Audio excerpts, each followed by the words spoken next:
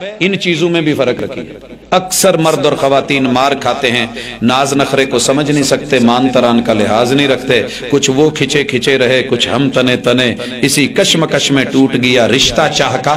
حضرات اللہ کے لیے میں دونوں کو کہوں گا، میاں کو بھی بیوی کو بھی، کہ ان چیزوں کو سمجھا کریں اور کہہ دیا کریں آپ روٹھے ہوئے نہیں لگ رہے، آپ ناراض بھی نہیں لگ رہے، مجھے آپ ناز نخرہ دکھا رہے ہیں تو میں نہیں اٹھاؤں گی تو کون اٹھائے؟ اور یہی شوہر کا بول بنتا ہے جب دوسرے کو ناز نخرے ارے کیوں دکھانے کی ضرورت آتی ہے، جب شوہر کی آنکھیں دیکھنے کے قابل نہیں رہتی، پھر بیوی عزت اور آبرو کہیں اور جاتی۔ میں اس کی مثال دے کے بات ختم کرتا ہوں۔ میرے ساتھ ایم فل کا ایک سٹوڈنٹ ہے، وہ بیٹی ہے کسی کی، باہر ایک آدمی کرسی رکھ کے بیٹھا ہے، اور میں نے پورے سمیسٹر میں اسے دیکھا کہ جب بھی کوئی کام پڑا اندر سے اس نے چٹ لکھی، باہر اس کو دی، وہ فوری بھاگا بھاگا گیا لے کے آیا۔ ہم تقریباً پورا سمیسٹر یہ سمجھتے رہے کہ وہ بیوی ہے، یہ شوہر ہے۔ ایک دن وہ میرے پاس آیا، کہنے لگا کہ وہ اپنے نوٹس ذرا دے دے، میں نے سسٹر کو دینے۔ میں نے کہا آپ کی سسٹر پڑھتی ہے؟ کہنے لگے میں نے کہا ہم سے قسم اٹھوا لے، ہم تو بیوی سمجھتے تھے۔ کہنے لگے کیوں؟ میں نے کہا اتنے ناز نخرے کوئی شوہر ہی اٹھا سکتا ہے، باقی رشتوں کو تو میں نے بہت کم اٹھاتے دیکھا ہے۔ اس کا جواب سنیے، وہ بھائی ہے، بہن کی تربیت کر رہا ہے۔ کہنے لگا اللہ کی قسم میرا باپ فوت ہو چکا ہے، میرا باپ فوت ہو چکا ہے۔ باپ اپنی بیٹی کے ناز اور نخرے اتنے اٹھاتا تھا کہ اس کی بیٹی کو کسی اور کی طرف دیکھنے کی ضرورت ہی نہیں ہوتی۔ اب اس کی جگہ پگڑی وہ میرے سر پہ رکھ کے گیا ہے، بہن پڑھ رہی ہے، اس نے جو کہنا ہے میں نے فوری حاضر کرنا ہے، میں نے دوسرے کام پیچھے کر دینے، اس کی ضرورت پہلے دیکھ لی۔ میں نے کہا یہ کیوں کرتا ہے؟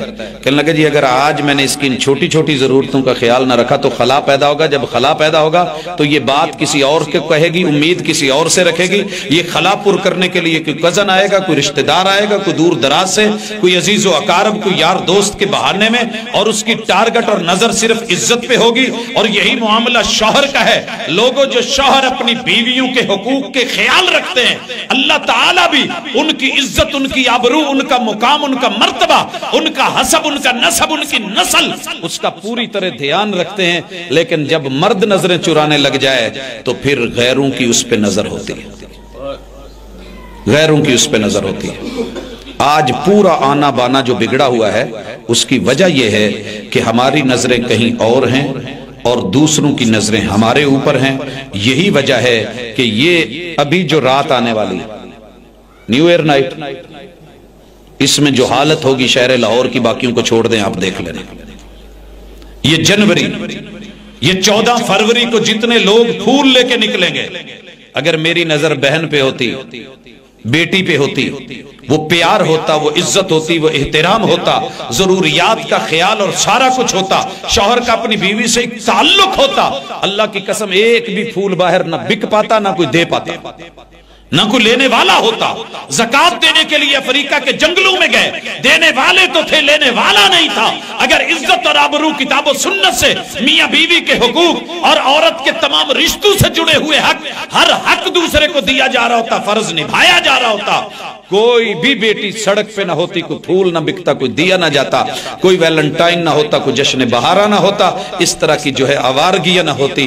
آپ ہوتے، آپ کا گھر ہوتا اور آپ کی عزت ہوتی۔ حقوق کو پڑھنے کے لیے کتاب اللہ کے ساتھ جڑیے، جسمانی، نفسانی، روحانی اور ایمانی حقوق، ان کے اندر پیار اور محبت، عزت اور آبرو، دوسرے کو ترجیح دے۔